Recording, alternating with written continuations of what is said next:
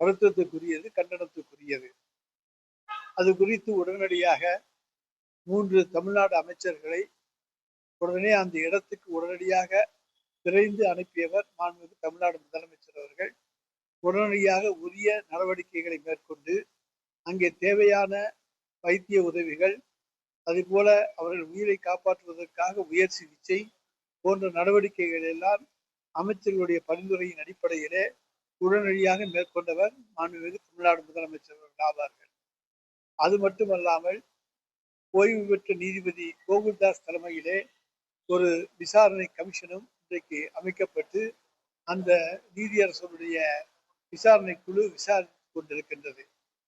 அதே போல தமிழக அரசினுடைய சிபிசிஐடி போலீசார் எல்லா இடங்களிலும் மிகச் சிறப்பாக செயல்பட்டு பல்வேறு ஆதாரங்களை திரட்டி யார் யாரெல்லாம் இந்த சம்பவங்களுக்கு காரணங்கள் கண்டுபிடித்து அந்த பணியை மிகச் சிறப்பாக செய்து கொண்டிருக்கிறார்கள். இந்த நிலையிலே நம்முடைய தமிழ்நாட்டினுடைய உயர் நீதிமன்றத்திலே தற்பொழுது மணிப்பூருக்கு உயர் நீதிமன்ற தலைமை நீதிபதியாக அறிவிக்கப்பட்டிருக்கிற நம்முடைய சென்னை உயர் நீதிமன்றத்துடைய நீதியரசர் கிருஷ்ணகுமார் அவர்களும் நீதியரசர் பாலாஜி அவர்களும் சிபிஐ விசாரணைக்கு உத்தரவிட்டு தீர்ப்பளித்திருப்பது மிகவும் ஆச்சரியத்துக்கான ஒன்றாகும். ஆனால் நீதிபதிகளுடைய தீர்ப்பை விமர்சிக்கின்ற உரிமை நமக்கு கிடையாது. ஆனால் தமிழக அரசு எடுத்திருக்கிற நடவடிக்கைகள் என்பது இதுவரை எந்த அரசும் எடுக்காத அளவுக்கு இந்த நடவடிக்கைகள் எடுக்கப்பட்டிருக்கின்றன. சிபிஐ என்பது சிபிசிஐடி போன்று பல்வேறு மாநிலங்கள் இருக்கக்கூடிய போலீஸ் அதிகாரிகளை கொண்ட ஒரு அமைப்பு தான். அது மத்திய ஒன்றிய அரசாங்கத்துடைய கட்டுப்பாட்டில் இருக்கிறது. இது ஒன்றிய அரசுக்கும் மாநில அரசுக்கும் ஒரு நிர்வாக சீர்குலைவை உருவாக்குகின்ற வகையிலே இவ்வாறான தீர்ப்புகள் அமைந்து விடுகின்ற சூழலை உருவாகின்றது. சிபிஐ நடவடிக்கை எடுக்க வேண்டும் என்று சொன்னால் இன்றைக்கு சிபிசிஐடி போலீஸ், தமிழ்நாட்டு போலீஸ் ஸ்காட்லாந்து போலீஸுக்கு இணையான போலீசார் என்று இந்தியாவில் உலகம் என்று பாராட்டப்படுகிற திறமையான காவல்துறையினர் தான் தமிழ்நாடு காவல்துறையினர். எந்த வழக்கையும் மிக சிறப்பாக கையாளக்கூடிய ஆற்றல் மிக்கவர்கள் நம்முடைய தமிழ்நாடு காவல்துறையினர். அதை போலவே இந்த வழக்கையும் மிகச் சிறப்பாக அவர்கள் கையாண்டு வருகின்றார்கள். உரிய நடவடிக்கைகள் படிப்படியாக உரிய காலகட்டங்களிலே எடுக்கப்பட்டு வருகின்றன. எனவே இந்த தீர்ப்பு என்பது எங்களுக்கு இந்த சிபிஐ தீர்ப்பு என்பது எங்களை ஒரு ஆலோசிக்க செய்திருக்கின்றது. நிச்சயமாக மாண்புமிகு தமிழ்நாடு முதலமைச்சர் அவர்கள் புதிய அரசு வழக்கறிஞர்களோடு பரிசீலித்து உச்ச நீதிமன்றத்தில் இது குறித்து முறையீடு செய்வது குறித்து நிச்சயமாக பரிசீலித்து ஒரு நல்ல முடிவை எடுப்பார்.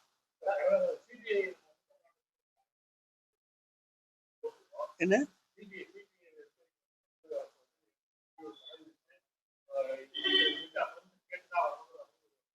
உயர்நீதிமன்றம் சொல்லிய பொழுது அதுக்கு நம்ம தடையெல்லாம் கேட்க முடியாது. உயர்நீதிமன்றம் இல்லாமல் ஒருத்தர் விசாரணைக்கு வர்ற போது நம்ம சட்டப்படி தடை இருக்கு, எங்கள்ட்ட அனுமதி கேட்டு வாருங்கன்னு சொல்லுவோம்.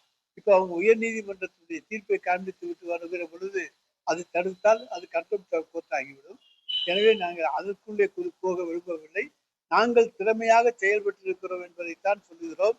இனிமேல் சிபிஐ ஆரம்பத்திலிருந்து விசாரிக்க ஆரம்பித்தால் இன்னும் காலதாமதம் தான் ஏற்படுமே தவிர துரிதமான பலன் நிச்சயமாக கிடைக்காது என்பது எங்களுடைய முடிவு.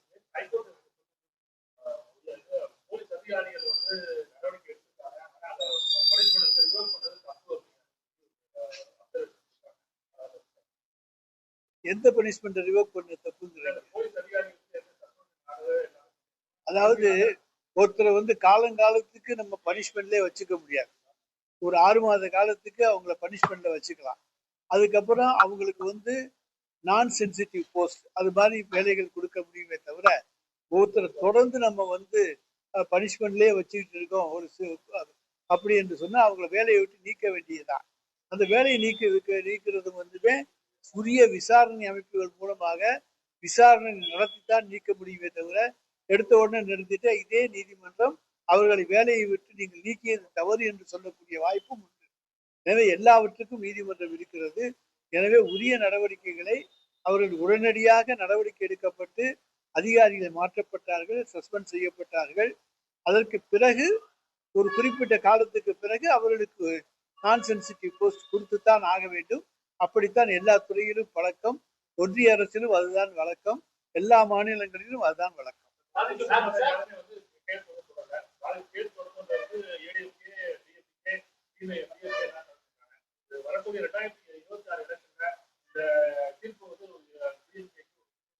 நிச்சயமாக திராவிட முன்னேற்ற கழகத்துக்கு இதை பின்னடைவு ஏற்படுத்தாது.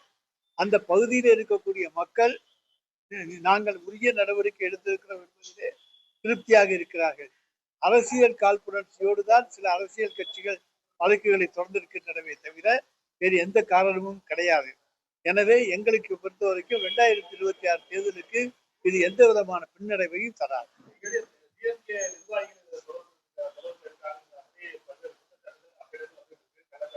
அதாவது திராவிட முன்னேற்ற கழகத்தினுடைய நிர்வாகிகள் ஒருவருக்காவது தொடர்பு இருக்கும் என்று சொன்னாலும் உடனடியாக எங்களுடைய முதலமைச்சர் அவர்கள் அவர்களை கட்சியை விட்டு நீக்கி விடுவார். யாரையும் மன்னிக்க மாட்டார். 2 மாவட்ட செயலாளரும் அன்றைக்கே பேட்டி கொடுத்திருக்கிறார்கள். யார் வந்து நிரூபித்தாலும் எந்த தண்டனையும் சந்திக்க தயார், அதே போல எந்த குற்றச்சாட்டையும் சந்திக்க தயார் என்று எங்களுடைய 2 மாவட்ட செயலாளரும் அன்றைக்கே பேட்டி கொடுத்திருக்கிறார்கள்.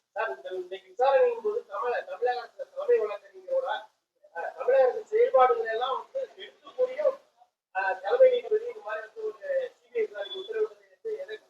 இன்றைக்கு தலைமை நீதிபதி அல்ல, அவர் மணிப்பூருக்கு தலைமை நீதிபதி.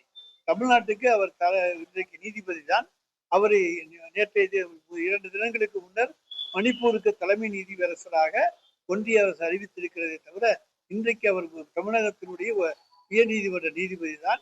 மணிப்பூருக்கு சென்றுதான் அவர் தலைமை நீதிபதியாக பதவியேற்க இருக்கின்றார். ஆனால் எல்லா விதமான வாதங்களும் நாங்கள் எடுத்து வைத்திருக்கின்றோம். அந்த வாதங்களை ஏற்றுக்கொள்வதும் ஏற்றுக்கொள்ளாததும் நீதிமன்றத்தை பொறுத்தது. அதன் மீது மேல்முறையீடு செய்கின்ற உரிமை உண்டு. அந்த மேல்முறையீடை வழக்கறிஞர் தான் இந்தந்த குற்றச்சாட்டுகள் அவர்கள் சொல்லியிருப்பது தவறு என்று உச்ச நீதிமன்றத்தில் சொல்ல முடியுமே தவிர நான் சொல்ல முடியாது. நான் சொன்னால் அது கண்டெம்ட் ஆகிவிடும்.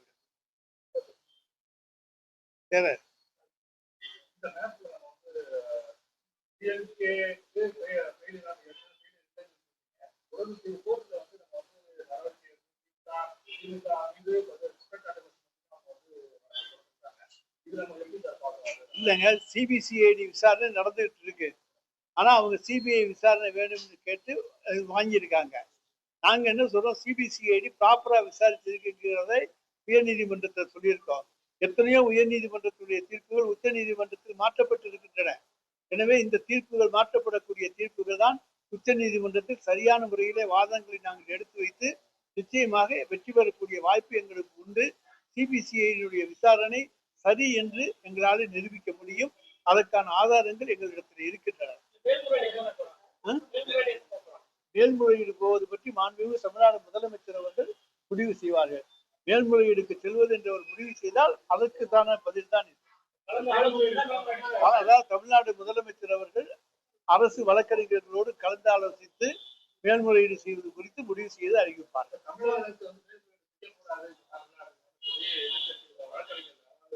அது எதிர்கட்சி வழக்கறிஞர்கள் இன்பதுரை சொல்றதுக்கெல்லாம் நாங்க பொருட்படுத்த வேண்டியதில்லை. ஏன்னா மேல்முறையீடு செய்வதா இல்லையா என்பதை முடிவு செய்ய வேண்டியது எங்களுடைய முதலமைச்சர். அவர் மற்ற வழக்கறிஞர்களோடு இன்றைக்கு பேசி ஒரு நல்ல முடிவை நிச்சயமாக எடுப்பார். நான் தான் சொல்லிட்டுறேன். நான் சொன்னதுல நீங்க சிலவற்றை புரிந்து கொள்ள வேண்டும்.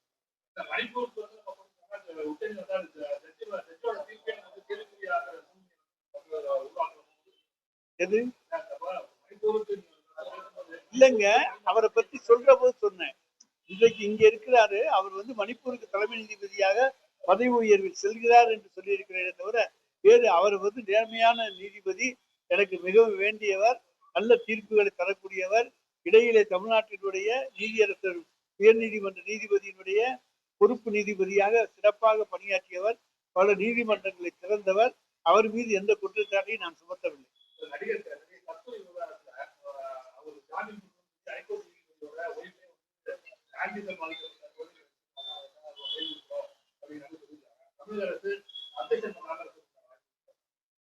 அது சட்டத்துறை பார்த்துக்கோ. எங்களுடைய அரசு வழக்கறிஞர்கள் அந்த இடத்தில் என்ன நீதியை நிலைநாட்டுவதற்கு என்ன விதமான ஸ்டாண்ட் எடுக்க வேண்டுமோ அதை எடுப்பார். நிச்சயமாக பின்னடைவு என்பது கிடையவே கிடையாதுங்க. எத்தனையோ வழக்குகள்ல வந்து சிபிஐக்கு வந்து மாற்றி எல்லாம் வந்திருக்கிறது. இதே ஒரு பின்னடைவாக நாம் கருதவே முடியாது. நாங்கள் கள்ளக்குறிச்சி சம்பவத்தில் உரிய நடவடிக்கை எடுத்திருக்கிறோம். இது அரசியல் கட்சிகள் தான் இன்றைக்கு மேல்முறை உயர் நீதிமன்றத்தில் வழக்கு தொடர்ந்திருக்கின்றன. கள்ளக்குறிச்சியில பாதிக்கப்பட்டவர் யாரும் உயர் நீதிமன்றத்துக்கு செல்லவில்லை. எனவே இது முழுக்க முழுக்க அரசியலாகத்தான் பார்க்க வேண்டும்.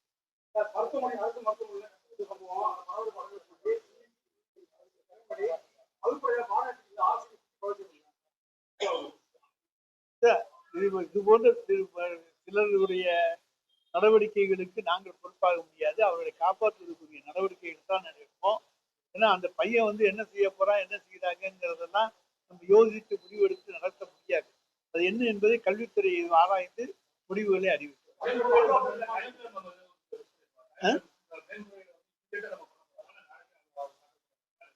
அது மாண்புமிகு தமிழ்நாடு முதலமைச்சர் அவர்கள் முடிவு செய்வார்கள்.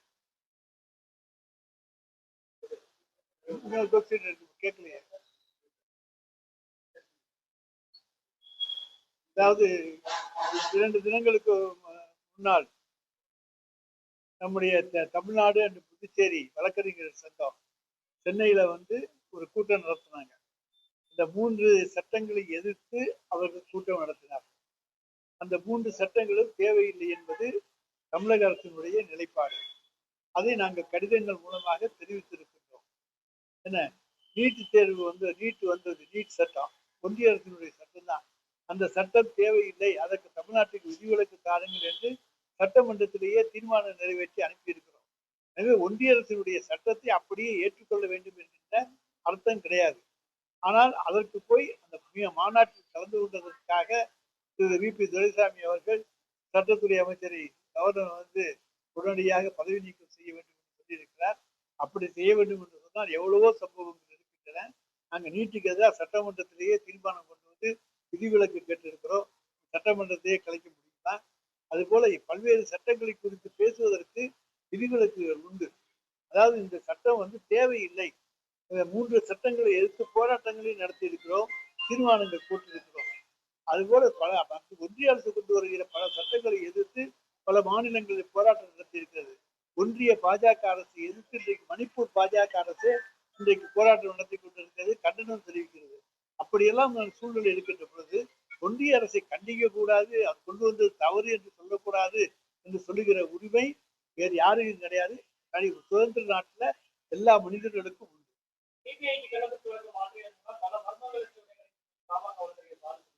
எந்த மர்மமும் அங்க இல்ல. மர்மம் இருந்தா தானே முடிச்சு அவுக்கலாம். முடிச்சே கிடையாது. எல்லாம் பிளைனா இருக்கு. அதுல எங்க இருக்கு மர்மம்? ஏற்கனவே வந்து ஆமா, அந்த மாநாட்டை நாங்க ஆதரிச்சு தானே அங்க போய் பேசுறோம்.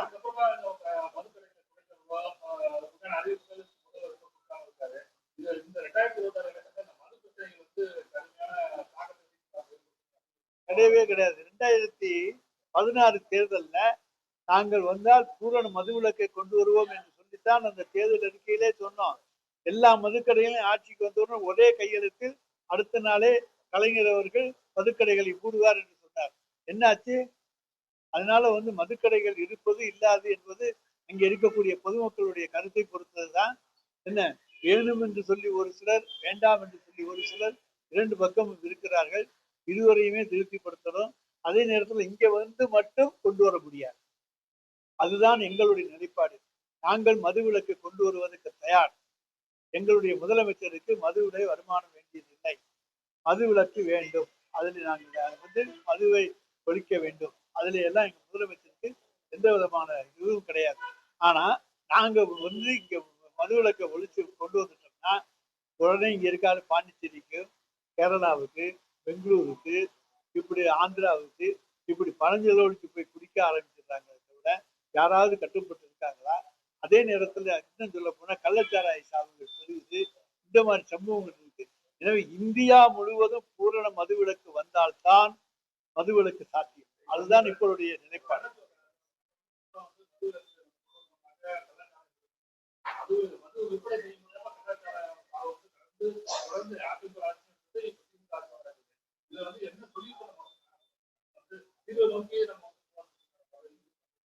சார், எங்கேயாச்சும் தவறு செய்பவர்கள் இருப்பார்கள். தவறு செய்பவர்கள் இல்லை என்று நாங்கள் சொல்லவில்லை. அந்த தவறு செய்பவர்களை கண்டுபிடித்து தண்டிக்கின்ற பணியை நாங்கள் சிறப்பாக செய்கின்றோம். மற்றவர்களை விட தமிழக முதலமைச்சருடைய அரசு சிறப்பாக செய்கிறது. அதைத்தான் எங்களால் சொல்ல முடியும். இதுக்காக எங்கேயும் தவறு நடக்கலைன்னு சொல்ல முடியாது. ஆனால் தவறை கண்டுபிடித்து உரிய தண்டனை வாங்கி கொடுக்கிறோம், அவர்களை கண்டுபிடிக்கிறோம், நடவடிக்கை எடுக்கிறோம். அதுதான் எங்களால் செய்ய முடியும். அதை கேட்டுட்டாங்க.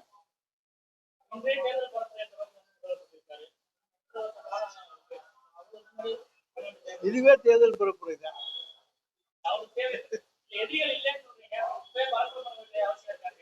எதிரிகள் இல்ல, ஆனால் அதுக்காக வேண்டி எதிர்த்து யாரும் நிக்க மாட்டாங்கன்னு கிடையாதுல்ல. அதை பத்தி எல்லாம் பிரச்சனையே கிடையாது. நாங்கள் 200 என்கிற இலக்கை நிர்ணயித்து விட்டோம். அந்த 200 என்ற இலக்கை நாங்கள் அடைவதற்கு இன்றிலிருந்து பணியாற்றி அந்த 200 என்ற இலக்கை அடைய வேண்டும். அதுதான் எங்களுடைய லட்சியமே தவிர வேறு எதுவுமே கிடையாது. மற்றவங்களுக்கு 34, எங்களுக்கு 200, அதுதான் முடிவு. கடந்த காலங்களில் வந்து